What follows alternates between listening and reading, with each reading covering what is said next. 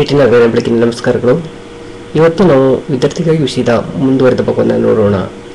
ಇಂದು ಜಗತ್ತಿನಲ್ಲಿ ಹಣ ಮತ್ತು ಅದರಿಂದ ಪಡೆಯಬಹುದಾದ ವಸ್ತು ಇವುಗಳಿಗೆ ಬೆಲೆ, ಇವುಗಳನ್ನು ನಿರ್ಮಾಣ ಮಾಡಿದವನು ಮನುಷ್ಯ. ಆದರೆ ಈ ಮನುಷ್ಯನೇ ಇಂದು ತನ್ನ ಮೌಲ್ಯವನ್ನು ಮರೆತು ಕುಳಿತಿದ್ದಾನೆ.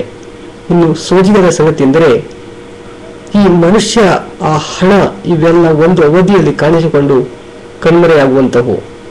ಈ ಅವಧಿಗೆ ಸಮಯವೆಂದು ಹೆಸರು.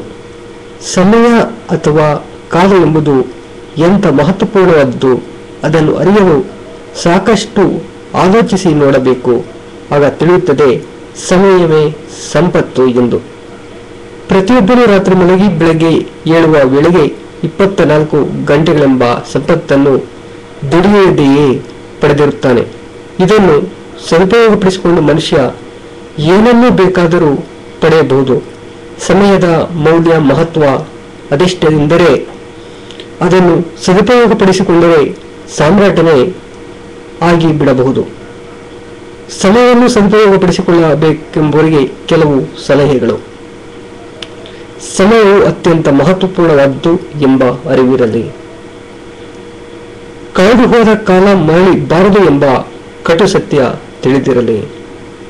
ಯಾವ ಯಾವ ಸಮಯದಲ್ಲಿ ಏನೇನನ್ನು ಮಾಡಬೇಕೆಂದು ಕೊಂಡಿರುವೇನೋ ಅದನ್ನು ಮಾಡಿಯೇ ತಿರುತ್ತೇನೆ ಎಂಬ ದೃಢತೆ ಇರಲಿ. ನಿರ್ದಿಷ್ಟ ಕಾಲದಲ್ಲಿ ನಿರ್ದಿಷ್ಟ ಕಾರ್ಯವನ್ನು ಮಾಡುವ ಅಭ್ಯಾಸವಿದ್ದರೆ ಈಗೇನು ಮಾಡಲಿ ಇನ್ನೇನು ಮಾಡಲಿ ಎಂದು ತಲೆ ಕೆರೆದುಕೊಳ್ಳುವುದು ತಪ್ಪುತ್ತದೆ, ಸಮಯ ಉಳಿಯುತ್ತದೆ. ಕೈಗೊಳ್ಳುವ ಪುಟ್ಟ ಕಾರ್ಯದ ವಿಷಯದಲ್ಲೂ ಸ್ಪಷ್ಟ ಕಲ್ಪನೆ ಇರಲಿ.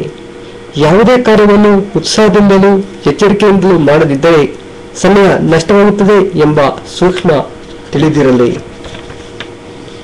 ಮಾಡಿದ ಕೆಲಸವೊಂದು ಕೆಟ್ಟು ಹೋದಾಗ ತಲೆಗೆ ಕೈಕೊಟ್ಟು ಚಿಂತಿಸುತ್ತಾ ಕುಳಿತುಕೊಳ್ಳುವುದರ ಬದಲು ಅದನ್ನು ಸರಿಪಡಿಸುವುದರ ಬಗ್ಗೆ ಆಲೋಚಿಸುವುದು ಅಥವಾ ಮುಂದಿನ ಕಾರ್ಯಕ್ಕೆ ಗಮನ ಹರಿಸುವುದು ಲಾಭದಾಯಕ.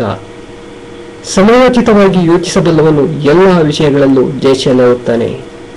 ಫ್ರೆಂಡ್ಸ್, ಇನ್ನೂ ಹೆಚ್ಚೆಚ್ಚು ಓದಬೇಕೇ? ಹಾಗಾದರೆ www.sunnaturalplus.com ಲಾಗನ್ ಮಾಡಿ, ಇಲ್ಲವೇ sunnaturalplus@gmail.com ಗೆ ಮೇಲ್ ಮಾಡಿ. 1 8 ನಾಗರಾಜ.